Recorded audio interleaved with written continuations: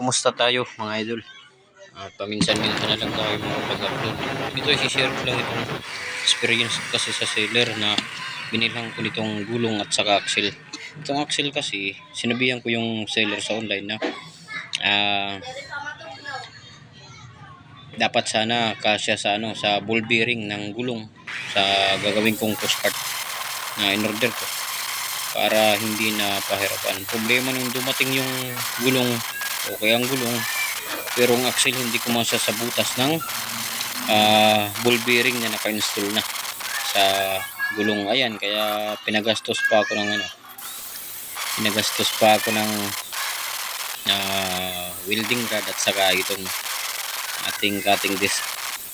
Kasi nga talagang anuhin natin yan, babawasan talaga natin yung yung diameter ng hindi lang diameter, circumference nitong itong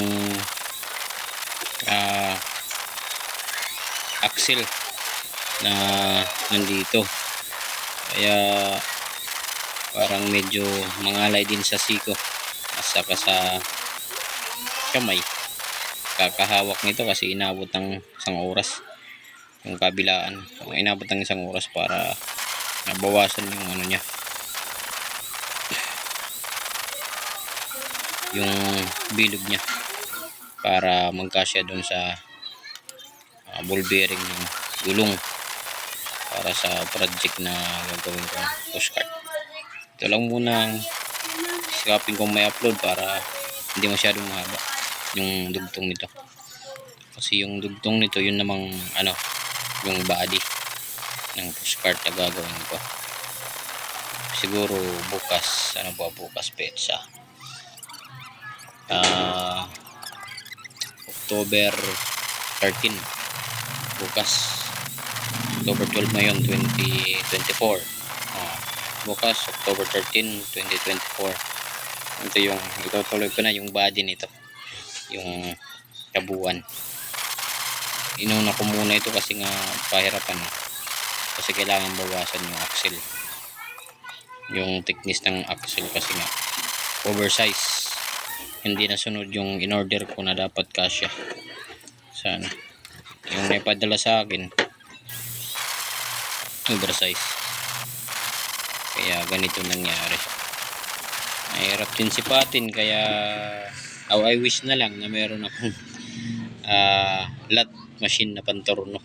Kahit hindi ako nakapag-aral ng machine shop operation, siguro papunting bawas lang makakaya ko naman siguro i-operate yung lot machine.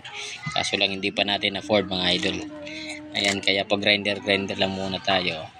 So, lang naman, konting bawas lang. Kaya lang hindi talaga natin mapiperfect yung niya, yung pagbabawas, kasi nga kamay lang yung ipinapa natin para iikot yung axle habang tinitira natin ang grinder. Kaya sigurado ako hindi perfect yan. At least magamit man lang yung axle na nabili, kasi pag bumili pa ako ng bago, or di kaya pabawasan ko to sa machine shop, mapapagastos ulit ako. Kaya ito na lang muna. Okay, salamat nga pala sa panonood at sa mga nakasubscribe dito sa atin. Mabuhay po kayo lahat.